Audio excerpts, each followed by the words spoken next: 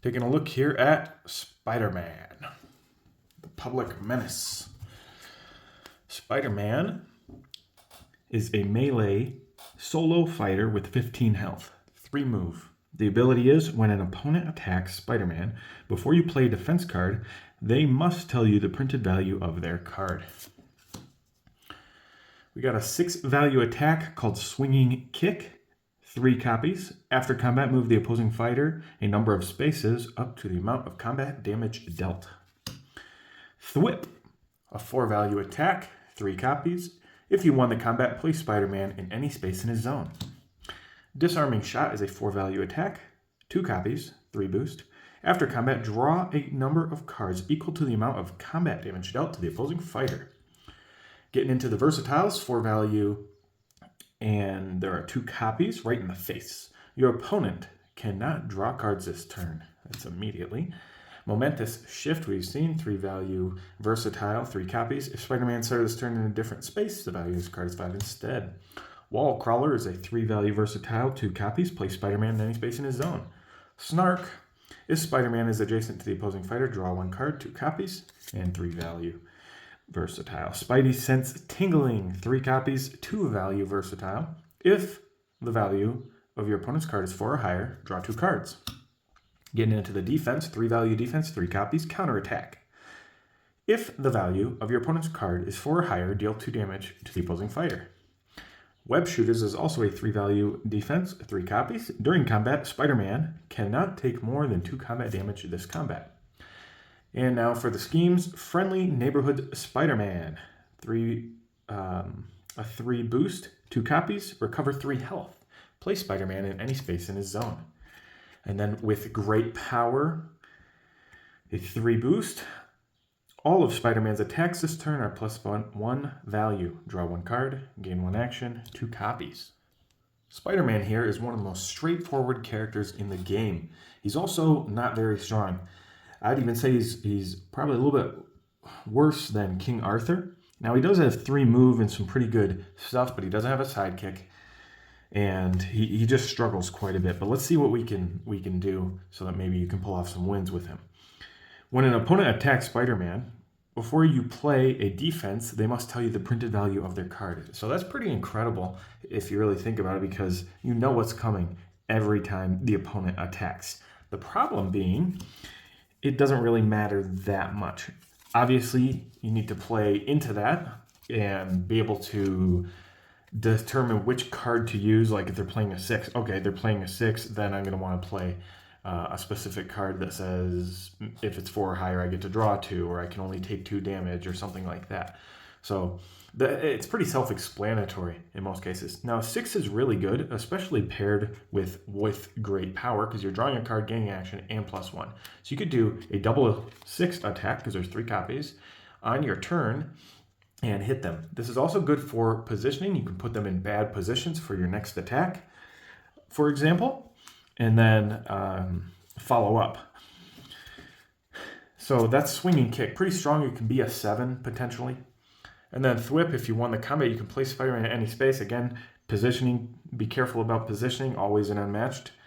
Keep positioning in mind, and when you play a card that has specific conditions for positioning, and you get to choose where your character goes, make sure that you're not just putting him just anywhere all willy-nilly.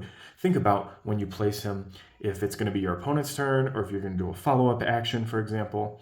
And so this can also help chase. So maybe you use this first. So you play with Great Power, then you use Thwip. They might have some card that lets them run away. You can chase them down again and swing and kick them. Keeping in mind how many cards they have in their hand, because maybe you can hit them with a 6 and they don't have anything and they think that they're getting away from a second attack. Disarming Shot, obviously this one also can help in a similar manner, except it's not positioning, it's drawing cards to then be able to keep the hand advantage, which also will help you keep pressure up.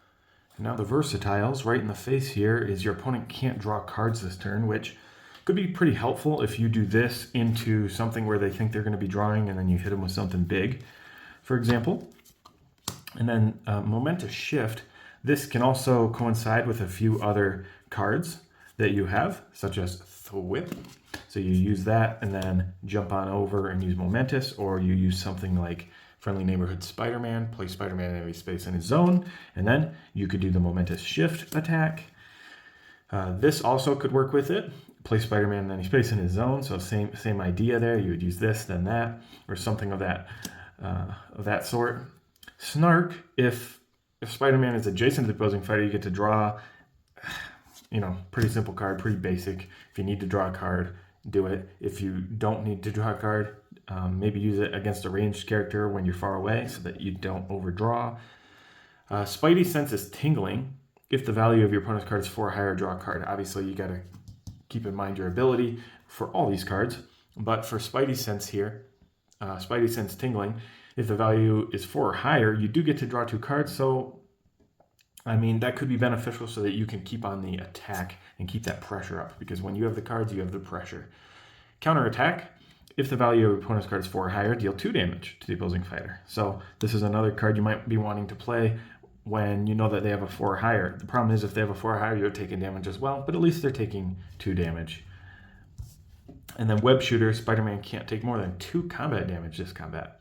This is a pretty important card if they got some huge swing and you know what's coming, and you always know what's coming with your Spidey Sense. So you can determine how much damage you want to take. And so you want to save that for when they slap you with a big attack, because even if they boost you, no matter what they do, it's only 2 combat damage unless they cancel that effect somehow. And then obviously you're recovering 3 health. That's recovering 6 per game.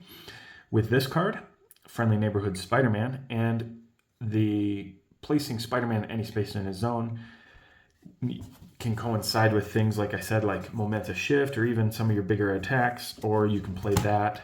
Make sure that you have enough health to go in and do some attacks before you die, if you're lower on health, because when he's lower on health, you don't have much to defend with. Your biggest one's going to be the 4, and then also only taking 2 damage.